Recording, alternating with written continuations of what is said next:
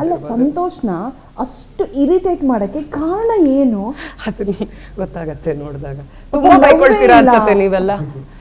ಇಷ್ಟೊಂದೆಲ್ಲ ಕಷ್ಟ ಕೊಟ್ಲು ಈ ಒಂದು ಕ್ಯಾರೆಕ್ಟರ್ ದಿಗಂತ. ಅಲ್ಲ, ಅಷ್ಟೆಲ್ಲ ಕಷ್ಟ ಕೊಟ್ರಲ್ಲ, ಹಾಗಾದ್ರೆ ಲವ್ ಅಂದ್ರೆ ಏನು ನಿಮ್ಮ ಒಂದು ಇದರಲ್ಲಿ ಪರ್ಸೆಪ್ಷನ್ ಅಲ್ಲಿ?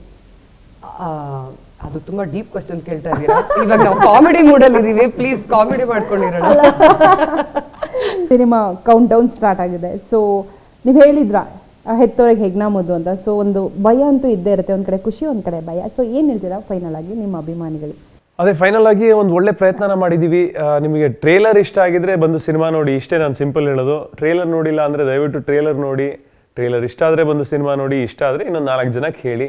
ಯಾಕೆಂದರೆ ಸಿನಿಮಾ ಅಂತೂ ನಿಮಗೆ ನಗಿಸುತ್ತೆ.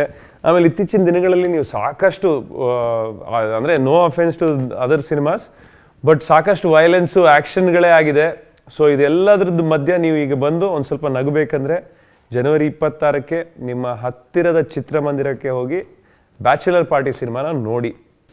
ಸೊ ಸಿರಿ ಅವರೇ, ನೀವೇನು ಹೇಳ್ತೀರಾ ಸಿನಿಮಾ ಬಗ್ಗೆ? ರಿಲೀಸ್ಗೆ ಕ್ಷಣಗಳನ್ನು ಎಣಿಸ್ತಾ ಇದ್ದೀರಾ? So I am really excited. ಒಂದು ಕಾಮಿಡಿ ಚಿತ್ರ. ದಿಗಂತ್ ಅವ್ರು ಹೇಳ್ದ ಹಾಗೆ ಇದು ಒಂದು ಒಳ್ಳೆ ಶಿಫ್ಟ್, ಒಂಥರ ಹೊಸ ರಿಫ್ರೆಶಿಂಗ್ ಟೈಮ್ ಅಂತ ಹೇಳಬಹುದು. ಕನ್ನಡ ಇಂಡಸ್ಟ್ರಿಯಲ್ಲಿ ಮತ್ತೊಮ್ಮೆ ಕಾಮಿಡಿ ಫಿಲ್ಮ್ಗಳ ಒಂದು ಸರಣಿ ಬರಲಿದೆ ಅಂತ ಅನ್ಸುತ್ತೆ. ಆ್ಯಂಡ್ ಈಗಷ್ಟೇ 2024 ಹೊಸ ವರ್ಷ, ನಗ್ನಗ್ತಾ ಈ ವರ್ಷನ ಶುರು ಮಾಡೋಣ. ಆ್ಯಂಡ್ ಖಂಡಿತ ಜನವರಿ 26 ಬನ್ನಿ, ಸಿನಿಮಾನ ನೋಡಿ, ಖಂಡಿತ ಇಷ್ಟ ಆಗುತ್ತೆ.